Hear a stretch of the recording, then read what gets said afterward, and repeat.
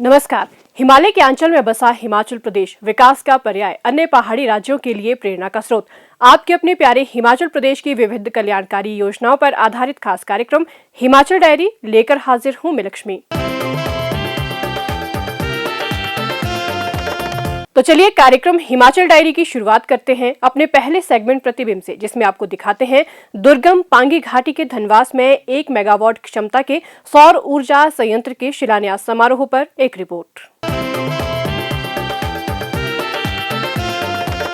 पिछले दिनों मुख्यमंत्री ठाकुर सुखविंदर सिंह सुक्खू ने दुर्गम पांगी घाटी के धनवास में 1 मेगावाट क्षमता के सौर ऊर्जा संयंत्र की आधारशिला रखी। इस परियोजना को लगभग 10 करोड़ 50 लाख रुपए की अनुमानित लागत से नवंबर 2025 से पहले पूरा कर लिया जाएगा। मुख्यमंत्री ने अधिकारियों को इस परियोजना के निर्माण की प्रक्रिया में तेजी लाने के निर्देश दिए। इस परियोजना के स्थापित होने से पांगी घाटी की सभी 19 पंचायतों को सर्दियों में भी निर्बाध विद्युत आपूर्ति सुनिश्चित होगी। मुख्यमंत्री ने कहा कि इस परियोजना में 500 किलोवाट की बैटरी स्टोरेज सुविधा से रात के समय भी बिजली की आपूर्ति होगी। इससे क्षेत्र में लोड शेडिंग की समस्या समाप्त होगी और विद्युत व्यवस्था मजबूत होगी। 2.2 हेक्टेयर क्षेत्र में स्थापित होने वाले इस संयंत्र में 2400 सौर पैनल लगाए जाएंगे, जिससे हरित ऊर्जा का उत्पादन होगा। मुख्यमंत्री ने कहा कि यह परियोजना हरित ऊर्जा को बढ़ावा देने और दुर्गम क्षेत्रों में बेहतर आधारभूत सुविधाएं प्रदान करने की दिशा में प्रदेश सरकार का एक महत्वपूर्ण कदम है। मुख्यमंत्री ने कहा, हम भी आप जैसे परिवार से निकलकर मुख्यमंत्री की कुर्सी पर पहुंचे।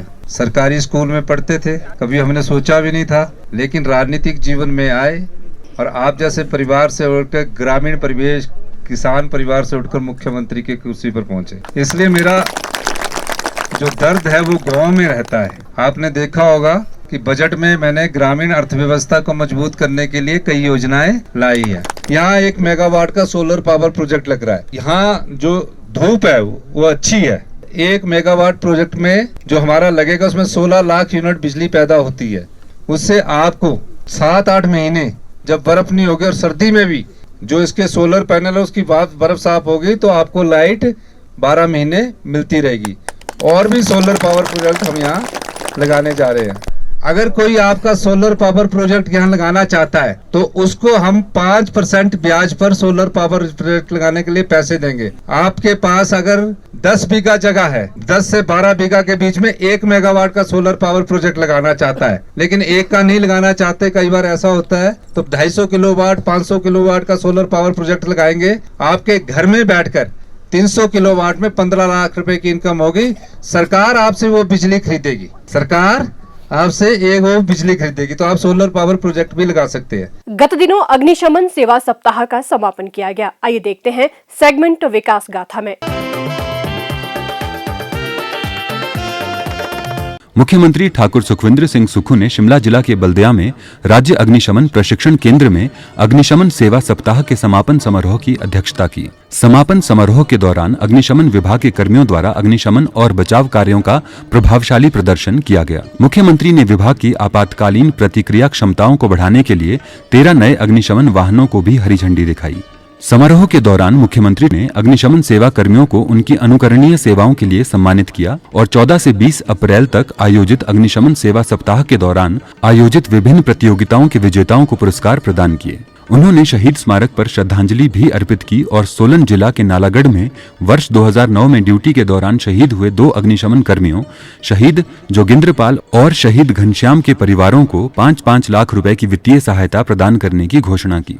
मुख्यमंत्री ने अग्निशमन, होमगार्ड और पुलिस कर्मियों की बहादुरी और कार्य के प्रति समर्पण भाव की सराहना करते हुए कहा कि आग की भयावता के बीच जान माल की रक्षा करना कर्तव्य के निर्वहन के साथ साथ एक महान सेवा भी है। मुख्यमंत्री ने कहा, अग्निशमन सेवा सप्ताह के इस विशेष आयोजन के लिए मैं आप सभी को बधाई देता हूँ।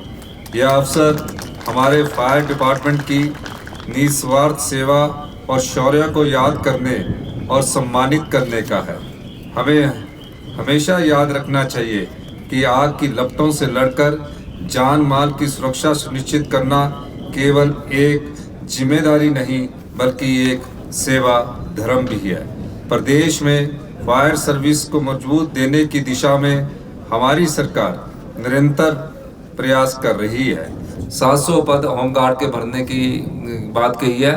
मैं 2-3 दिन में होम गार्ड डिपार्टमेंट के साथ बैठक करके कैसे आगे बढ़ना है इसमें हम एक विस्तृत चर्चा करेंगे। आने वाले समय में हम शिक्षा के क्षेत्र में सीबीएसई बोर्ड के द्वारा जो गवर्नमेंट स्कूल है उसमें भी सीबीएसई की एजुकेशन की पढ़ाई को और सीबीएसई बोर्ड के एग्जामिनेशन को गवर्नमेंट स्कूल में शुरू करने की दिशा में हमारी सरकार कार्य करेगी। जो हमारा एचपी बोर्ड है उसके अलावा पूरे प्रदेश में तकरीबन आने वाले समय में 100 स्कूलों को सीबीएसई बोर्ड से जोड़ेंगे ताकि शिक्षा के स्तर में गुणात्मक सुधार हो।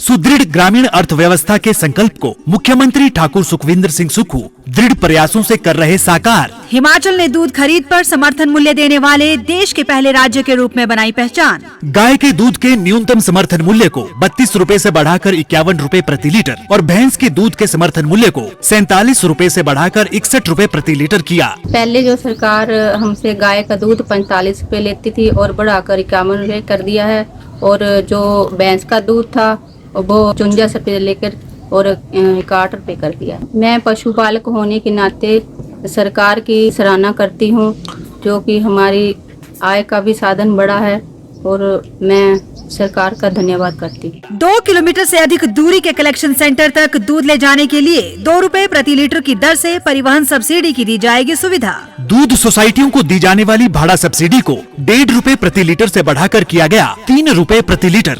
10,73,27,000 रुपए से कांगड़ा, मंडी, शिमला, सिरमौर और सोलन जिले में डेयरी क्षेत्र का किया जाएगा विकास। नाहन, नालागढ़, मौल और रोहडू में 20,000 लीटर प्रतिदिन क्षमता के नए 4 संयंत्र और 2 मिल्क चिलिंग सेंटर ऊना और हमीरपुर में किए जाएंगे स्थापित।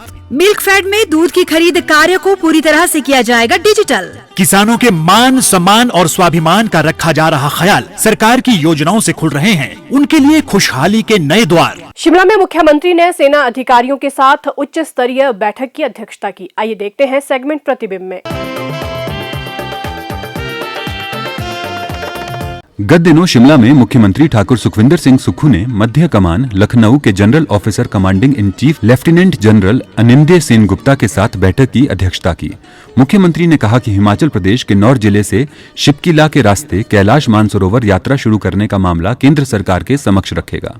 हिंदू, जैन, बौद्ध धर्म के लोगों के लिए कैलाश मानसरोवर यात्रा का धार्मिक महत्व है। हर वर्ष आध्यात्मिक विरासत का निर्वहन करते हुए हजारों तीर्थयात्री कैलाश मानसरोवर की यात्रा करते हैं। उन्होंने कहा कि तीर्थयात्री शिपकिला दर्रे के माध्यम से तिब्बत में प्रवेश कर सकते हैं क्योंकि यह एक व्यवहार्य मार्ग है। मुख्यमंत्री ने कहा कि राज्य सरकार केंद्र सरकार से सिक्किम, लद्दाख और अरुणाचल प्रदेश की तर्ज पर हिमाचल स्काउट बटालियन की स्थापना करने का आग्रह करेगी, जिसमें राज्य के सीमावर्ती क्षेत्रों के स्थानीय लोगों के लिए विशेष कोटा होगा। उन्होंने कहा कि सीमावर्ती क्षेत्रों के लोगों की यह मांग काफी समय से लंबित है। मुख्यमंत्री ने कहा कि LAC तक बॉर्डर टूरिज्म को बढ़ावा देने के लिए भारतीय सेना और अन्य अर्धसैनिक बलों के साथ सहयोग और सहभागिता आवश्यक है। राज्य सरकार केंद्र सरकार से विभिन्न सैन्य और अर्धसैनिक बलों की इनर लाइन चेक पोस्ट को समाप्त करने का भी आग्रह करेगी, जिससे वर्तमान में पर्यटकों के लिए परमिट संबंधी बाधा उत्पन्न होती है। भारतीय सेना ने सरकार की इन पहलों में मजबूत सहयोग प्रदान करने का आश्वासन दिया और सीमावर्ती क्षेत्रों में रहने वाले लोगों के लिए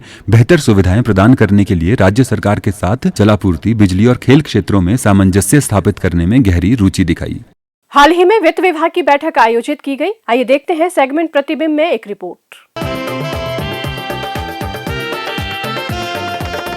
मुख्यमंत्री ठाकुर सुखविंदर सिंह सुक्खू ने वित्त विभाग को 30 अप्रैल 2025 से पहले लोक निर्माण विभाग, जल शक्ति विभाग और अन्य विभागों के ठेकेदारों के सभी बकाया भुगतान जारी करने के निर्देश दिए। मुख्यमंत्री ने वित्त विभाग के साथ आयोजित बैठक की अध्यक्षता करते हुए हिमकेयर योजना के अंतर्गत IGMC शिमला, PGI चंडीगढ़, टांडा चिकित्सा महाविद्यालय के लंबित बिलों के भी शीघ्र भुगतान करने के निर्देश दिए। उन्होंने विभाग को सहारा योजना के लाभार्थियों की किस्तें जारी करने को भी कहा। मुख्यमंत्री ने कहा कि राज्य सरकार द्वारा समय समय पर उठाए जा रहे प्रभावी कदमों से प्रदेश की वित्तीय स्थिति मजबूत हो रही है। मुख्यमंत्री ने बालिका आश्रम किलाड़ का दौरा किया। आइए देखते हैं सेगमेंट प्रतिबिंब में कुछ झलकियां।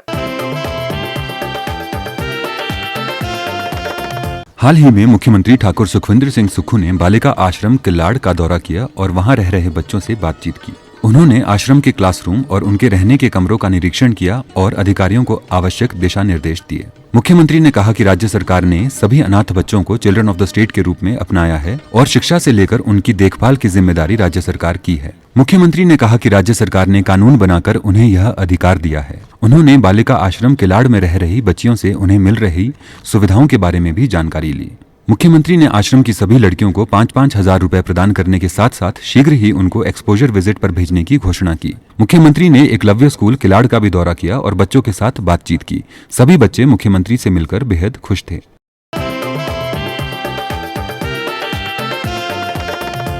प्रदेश की ग्रामीण अर्थव्यवस्था के मुख्य स्तंभ किसानों के हित में सुक्खू सरकार। अन्नदाता की जमीन अब नहीं होगी नीलाम।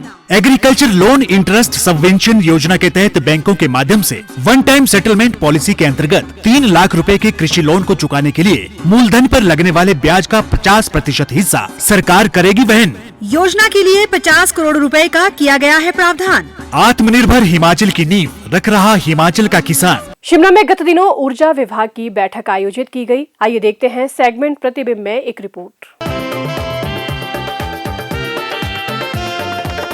शिमला में गत दिनों मुख्यमंत्री ठाकुर सुखविंदर सिंह सुक्खू ने हिमाचल प्रदेश राज्य विद्युत बोर्ड लिमिटेड और ऊर्जा विभाग के साथ बैठक की अध्यक्षता करते हुए विभिन्न परियोजनाओं की समीक्षा की। मुख्यमंत्री ने हिमाचल प्रदेश राज्य विद्युत बोर्ड लिमिटेड को राज्य में बिजली क्षति का सही आकलन करने और बिजली चोरी रोकने के लिए प्रभावी कदम उठाने के निर्देश दिए। उन्होंने कहा कि अधिकारियों को बिजली क्षति को रोकने के लिए फीडर मीटरिंग जैसे प्रभावी कदम उठाने चाहिए। उन्होंने वाणिज्यिक, औद्योगिक और घरेलू उपभोक्ताओं की फीडर मैपिंग करने के भी निर्देश दिए ताकि सभी जानकारी एक क्लिक पर उपलब्ध हो सके। मुख्यमंत्री ने कहा कि HPSEBL के जो अधिकारी और कर्मचारी वर्तमान में ऊर्जा निदेशालय, Himachal Pradesh power transmission corporation और पावर कॉर्पोरेशन में प्रतिनियुक्ति पर कार्यरत हैं, उन्हें 30 अप्रैल तक विभाग चुनने का विकल्प दिया जाए। मुख्यमंत्री ने कहा कि सिविल विंग के कर्मचारी भी लोक निर्माण विभाग या अन्य विभाग में जाने का विकल्प चुन सकते हैं। उन्होंने स्पष्ट किया कि इसका कर्मचारियों की पदोन्नति और अन्य लाभों पर कोई प्रभाव नहीं पड़ेगा और वे वर्तमान सेवा शर्तों के अंतर्गत ही कार्य करेंगे। सरकार आवश्यक नीतियां संशोधित कर उनके सभी लाभों की सुरक्षा सुनिश्चित करेगी। मुख्यमंत्री ने कहा कि प्रदेश सरकार HPSEBL की कार्य प्रणाली को बेहतर बनाने तथा इसे और अधिक सुदृढ़ करने के दृष्टिगत आगामी महीनों में टीममेट्स और लाइनमैन के 2000 पद भरेगी। उन्होंने 450 मेगावाट शोंगटोंग जल विद्युत परियोजना की प्रगति की भी समीक्षा की और अधिकारियों को इस परियोजना को समयबद्ध पूरा करने के निर्देश दिए। हिमाचल डायरी का ये अंक यहीं समाप्त होता है। अगले अंक में आपसे फिर होगी मुलाकात कुछ नवीनतम जानकारियों के साथ। तब तक के लिए दीजिए इजाजत। नमस्कार।